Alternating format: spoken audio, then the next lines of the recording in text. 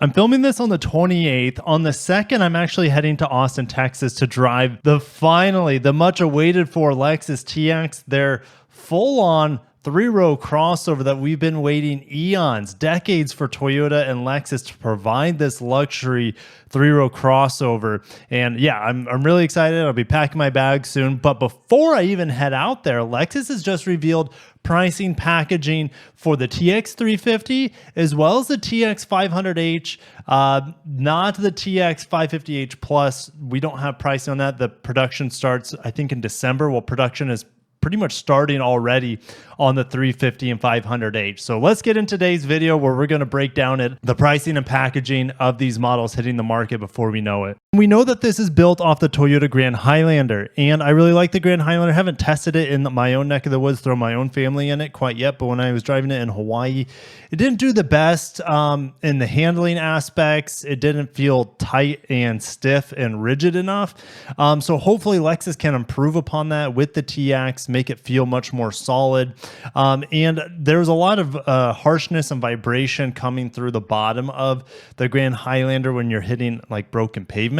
So that's what I'm also looking for the TX to improve upon, as well as overall ride quality and reduction of harshness and vibrations going on. And I know they will. How well will they do it? I have to find out when I drive it next week. Okay, so starting with the base TX 350, which is going to give you the 7-seater combination here. It starts at $55,000 for the front wheel drive. Just to put that in perspective, the best-selling three-row luxury crossover since the beginning of time here in North America is the Acura MDX, and that starts at $49,850. Lexus charging an extra $5,000 premium here, and it has a turbo four-cylinder with 275 horsepower compared to the MDX that has a V6 with 290 horsepower. So let me know down below what you think about the powertrain, the entry-level powertrain for the TX.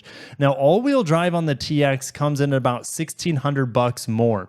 All-wheel drive on the MDX is about $52,000. So the price, it's still about a $4,500 price difference. All right, so when you step up to the premium, it's going to set you back $3,000 more. Or actually a little bit more than that, about $3,500, because you're going to get the panel roof, you're going to get heated and ventilated seats, and you're going to get power folding third row seats, which is going to be beneficial. I'm telling you, because in the Grand Highlander, folding down that third row of seats is not easy. This essentially being the same sort of parameters and vehicle, except this one is just built a lot better. It's not going to be easy to get to that third row. So having that power third row of seats is going to be easy. Much easier experience for parents out there, grandparents, whoever's buying this vehicle. All right, the range-topping TX 350 luxury here is going to get the fancier semi-aniline leather trim seats. So what that means probably in the TX 350 Premium is you're going to have New Lux. New Lux is, I really like it, to be honest. It ages well.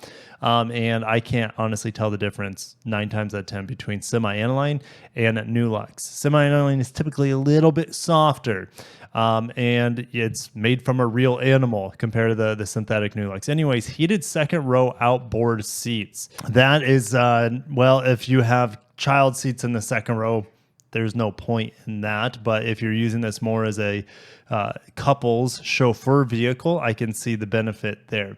And then you have thematic ambient lighting, which I'm not sure how many people are really that bonkers over ambient lighting. I know I could care less more times than not about ambient lighting, but it is still fun to talk about and see what kind of design aspects they can work into the car through that interior lighting. Okay, so the luxury starts off at $60K, which if you think about it, guys, it's only about $5K more than the base TX 350.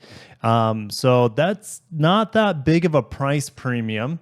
I'm fairly happy about the small differences in price here from the base TX 350 to the TX 350 luxury. Again, I kind of wish this starting price was around $50,000. I think Lexus would absolutely smash it out of the park at that point to compete a little bit more head-to-head with the front-wheel drive MDX as well. Now, to give you an idea, the Grand Highlander, which has the exact same powertrain as the Lexus TX, the turbocharged four-cylinder, that starts at $43,000.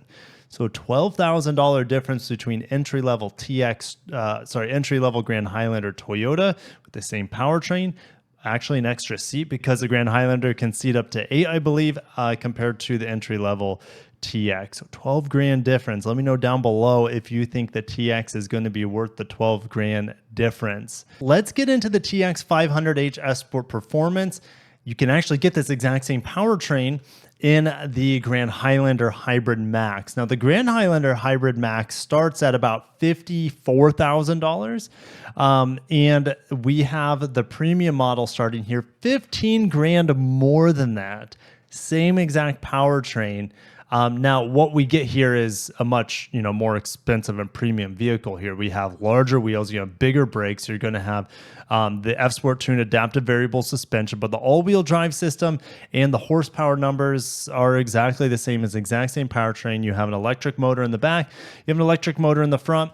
Mated to the 6-speed auto, and then you also have the turbocharged 4-cylinder chipping in. So it's a really good powertrain. Make sure to check it out, at least my impressions on the Crown Hybrid Max that I drove recently. It's fantastic in that vehicle. Thing is, to get your feet wet with this powertrain, it's $70,000. Okay. And then the range topping luxury F Sport Performance model, $72,000, which gives you perforated leather. It gives you F Sport heated steering wheel. And then it also gives you the Marky Mark Levinson 21 speaker. Fantastic. Some of the best audio out there on the market. Now, I'm going to pose this question to you guys. The MDX Type S, so 355 horsepower turbocharged 3-liter V6 and super handling all-wheel drive. The Type S starts at $68,000, which goes toe-to-toe with this guy. And the Type S Advance starts at $73,500. And I think that's what Lexus is exactly doing here, is that essentially they're making their hybrid their own Type S. It's their F Sport Performance model, and they've priced it nearly identically compared to the two Type S packages. So let me know down below if you would be getting, if you need that performance, you want that extra power, if you would be spending around $70,000 for a Lexus TX or an Acura MDX. I don't think you could go wrong with either. I think the TX is going to have slightly more space, but the Type S, in my opinion, has a more luxurious interior and looks better. I'll say that. It looks better, and you have no hybrid stuff going on with the Acura, while you're going to be getting pretty good fuel economy here. The Acura MDX Type S gets like 18 miles per gallon, which, or do you care that much about fuel economy when you're able to drop 70K on a luxury 3-row crossover? Maybe, maybe not. But this 500h powertrain should be able to get you 25 miles per gallon or so. Is because that's what the Grand Highlander is able to get with this powertrain. So we're building off the entry-level front-wheel drive TX 350 here, and you only get 5 colors, actually 1 color, Nightfall Mica, because the rest of the colors are just, shades of white to black in the spectrum. So Cloudburst Gray is a pretty cool color. I actually would like that on here. Celestial Silver Metallic, I guess that's a replacement for the old Silver Lining Metallic. But Nightfall, I have to get color if I can get it. And then the interior looks pretty good here. Now, it is two-tone. I like the gray and black accents. We have the large 14-inch screen here, which replaces physical controls for climate control and places them in the touch screen, which I'll see you guys down below if you like that. Now, what about the screen in the back behind the steering wheel? I'm trying to remember. That doesn't look like the new screen. That looks like the smaller screen. The Crown, for example, has a new 12-inch screen. The RAV4 has a new 12-inch screen. So it looks like that screen in the background here is going to be the smaller one on the TX 350. You can get a cold area package, which, what does that do? It gives you windshield wiper deicer and heated steering wheel. So that's really affordable to get the heated steering wheel on the entry-level model. What else? We have the digital key, which I honestly think would be absolutely worth it, so you don't have to lug your key fob around. If you're a woman, maybe it's not that big of a deal if you carry your purse around, but for guys, it's pretty nifty. All right, we're not going to go over the accessories. So what does it come out to be? 55,500 here. Let's see, can we break down? That includes destination, which I'm pretty happy about. So I just built the Acura MDX, including destination. The entry level price is $51,000. So Lexus trying to fetch a big premium here over the V6 powered MDX, about a $4,000 difference, apples to apples, base model to base model. Let's go ahead and build off the top of the line F Sport Performance Luxury to see how expensive we can get this guy. Are there any premium paint colors here? Doesn't look like it. And the only, you got to get it in incognito. It's a new color, first debuted on the IS 500, the V8 powered IS F Sport Performance model. Feel like that's really what you got to get here to set this apart, but there's no reds, there's no greens, there's no like nori green going on here, which is really surprising. They might just be limited to how many paint colors they can produce at the Indiana plant where this is built. This is the first Lexus ever built at the Indiana plant, and one of the few Lexuses built outside of Kentucky, outside of Japan, and outside of Canada. So brand new Lexus assembly line. It is on the same assembly line essentially as the Toyota Grand Highlander. But you got to get the incognito. That was a long explanation. They probably just can't produce the paint colors there because they also produce the Highlander, the Grand Highlander, and the Sienna all at the plant. I know there's two different, there's like an east and west plant, I believe, at Indiana. But anyways, interior here, we actually doesn't look that much different at all. We get a little bit fancier pedals here, different steering wheel with the F Sport. Really doesn't look that much different. In fact, I'm not happy with the completely blacked out door panel here because in the base level model, we had some contrast here that had a white panel or at least a light gray that accented the door. Now we're just kind of enclosed in blackness and darkness. And I like to have a little bit more lively interior. And it doesn't look like we're going to be able to get a much livelier interior other than just having the two-toned white seats. As you can see here from above, it's really only the middle portion of the seats that has the light interior. So let me know down below, guys, what you think about that. All right, packages. Technology. What does the technology add? It gives you the 360 camera. So it's not even standard with 360 camera, and you're spending $73,000 to get into this. Digital rearview mirror and head-up display are not standard on the TX 500 HF Sport Performance Luxury. That is unfortunate. That should be standard in my opinion. That should be one of the reasons you go up from the base 500 HF Sport Performance to the luxury model. Yikes. Okay. We'll also get the convenience package here with the digital key, and you have to get the head-up display to get the fullest Lexus technology nowadays, which gives you front cross traffic alert, traffic jam assist, etc. So also this is not standard either, which I believe should be standard on all the hybrids, even if they have to charge a little bit more entry-level price, but to have this as an option is unfortunate. This should be standard, which is a 1500 watt AC power outlet.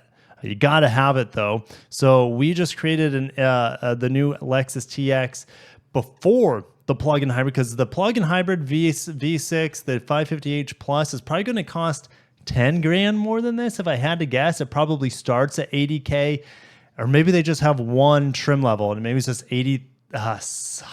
Gosh, what's it going to be?